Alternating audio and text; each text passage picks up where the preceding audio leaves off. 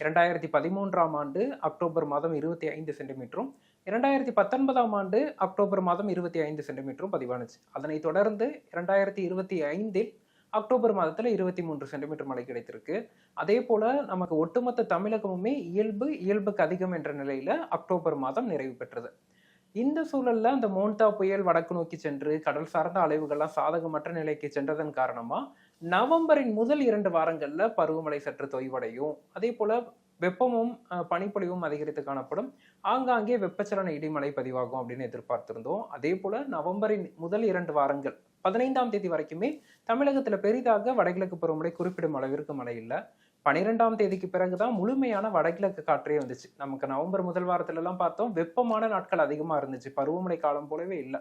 அதனைத் தொடர்ந்து 12ஆம் தேதி வந்த அந்த வடகிழக்கு காற்று தான் அந்த வெப்பத்தை தணித்தது. அதற்கு தொடர்ச்சியாக நவம்பர் 15ஆம் தேதி வாக்குல ஒரு தாழ்வு பகுதி உருவாகி தமிழகத்துல பரவலாக 3ஆம் சுற்று வடகிழக்கு பருவமழையை தீவிரப்படுத்தியிருக்கு. குறிப்பா நவம்பர் 16, 17 ஆகிய தேதிகள்ல காவிரி டெல்டா மாவட்டங்கள்ல பரவலாக கனமழையும், கடலோரத்தின் ஓரிரு இடங்கள்ல மிக கனமழை பதிவானுச்சு. நவம்பர் 18, 19 ஆகிய தேதிகள்ல தென் மாவட்டங்கள்லயும், மேற்கு மாவட்டங்கள், மேற்கு தொடர்ச்சி மலையோர மாவட்டங்கள்ல பரவலாக பருவமழை தீவிரமடைந்து மழைப்பொழிவு கொடுத்துச்சு. அதிகபட்சமாக நமக்கு திருநெல்வேலி மாவட்டம், ஊத்து, நாலுமுக்கு போன்ற பகுதிகள் எல்லாம் 23, 21 சென்டிமீட்டர் அளவிற்கு அதீத கனமழை பதிவானதையும் பார்க்க முடிஞ்சிச்சு.